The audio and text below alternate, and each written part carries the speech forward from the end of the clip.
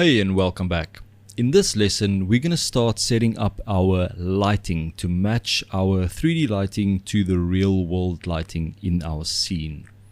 So the first thing that we want to do is we want to see our scene in the rendered view. So if we click on render view, you currently see this gray background, but we want to kind of see this overlaid on top of the footage. So what we need to do is we need to go to our render settings here at the top, this little camera icon, and then if you scroll down all the way until you see film, you can expand that, and then there's a box that says transparent. So if we click this transparent box and we go back to render view here at the top, you will see that our objects are now overlaid onto our footage. And you can also start to see the shadows against the walls. You can see there's some shadows being casted on the wall, but obviously the lighting is not great at all. It's super dark. All our objects are super dark, so it's not correct. So what we want to do is we either want to add a sun or a light source, or we can add an HDRI image to our environment that will light our scene.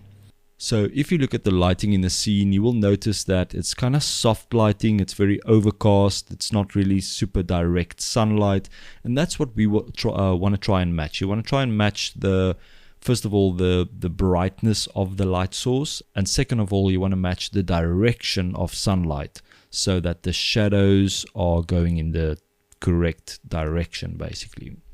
So we can do this by adding a sun or an HDRI, or we can do both.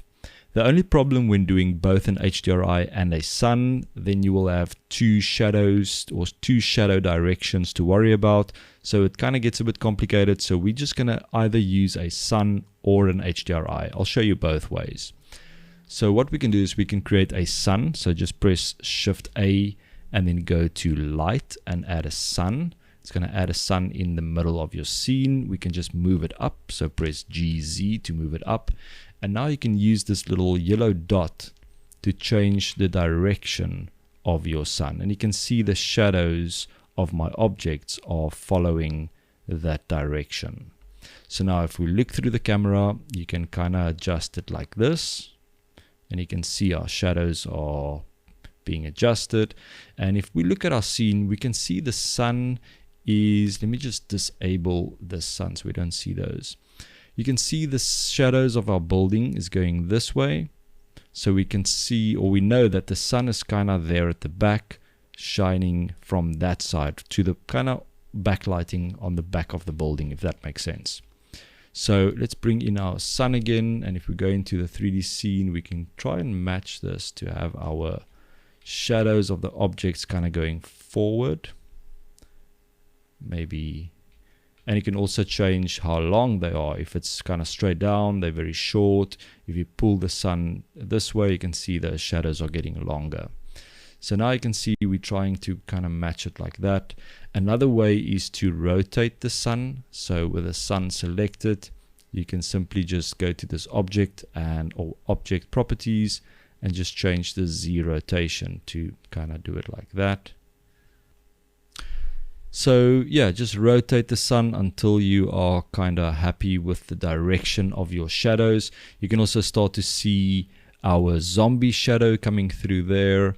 And next we can also adjust the brightness of the sun. So with the sun selected, go to your light settings here. This is the object data properties, that little bulb. And here you can increase the strength of the sun. So let's make this maybe 10. Now you can see our object is more visible. Obviously with this shadow catcher, it's blocking a lot of the light coming from that side, which is realistic because the building will block some of that sunlight. And we can scrub through and you can kind of see how the objects feel in the scene. So what you want to do is you want to try and match the intensity of the light to match the scene. So maybe this is a little bright, so we can bring this down to maybe like 8 or maybe even 5 to kind of just match it a bit better. You want to try and match the lighting as best as possible in your 3D application before we go into compositing. In compositing, we can tweak it still. We can bring it down and bring it up a little bit, but you want to try and kind of match it as good as possible. Now the problem with using a sun is we're not getting lighting from all the other angles as well. So we're getting a little bit of bounce lighting going from the floor back onto the object. But you can see it's kind of just getting lighting from the one side and not a lot from the other side. So I want to use an HDRI for this example. So I'm going to go ahead and I'm going to delete the sun. So with the sun selected, press X and delete the sun. And now we're going to bring in an HDRI image to light our scene. So to do that, go to this little icon, the world properties, this little red earth icon, and then you'll see it says surface background, and then there's a color which is just gray. So currently it's just using this gray color to light the scene basically. So we're going to click on this little dot next to color, and then we're going to select environment texture, and that's basically to say we're going to use an HDRI image. Now you can click on open, because currently you'll see it's turning pink, which means we don't have a HDRI loaded yet. So press this open button, and now you can browse to your folder where you have HDRIs saved, and you can select one to match your scene. Now HDRIs you can download for free from websites such as HDRI Haven. Just Google HDRI Haven or free HDRIs, and you can download many for free. So you always want to try and find something that's matching the sunlight in your scene, if it's an overcast day or if it's bright lighting, or if it's maybe an interior shot. So I'm going to select something that's quite overcast looking, maybe like this one, and I'm going to click on open. And that's going to bring in that HDRI image, and now you can see everything is lit.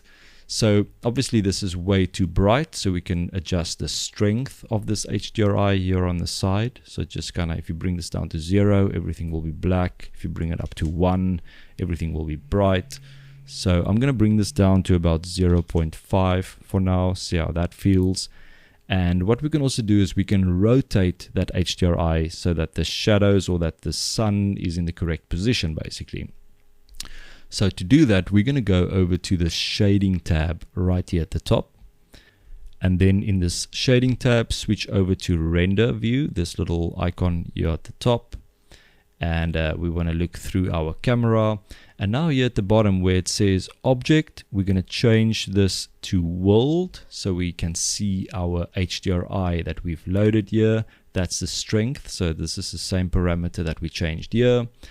So next what we want to do is we want to create 2 new nodes here. The first one is going to be a mapping node. So press Shift A, search, and then just enter mapping, bring in that node. And then one more, press Shift A, search, and just search coordinates, texture coordinate, place this one here. And now we're going to connect this mapping vector to our vector input on the HDRI, and then we're going to take the generated and input that on the vector right there. So with this node, we can now rotate our HDRI around. So if we go to the rotation, the Z rotation, if I start dragging this around, you will see the lighting changing in the scene. And basically what we're doing is we are rotating our HDRI 360 degrees around on the Z-axis to try and match our shadows. So if we zoom in here, and if we look at the shadow maybe of this object, we can kind of see the shadow moving a bit.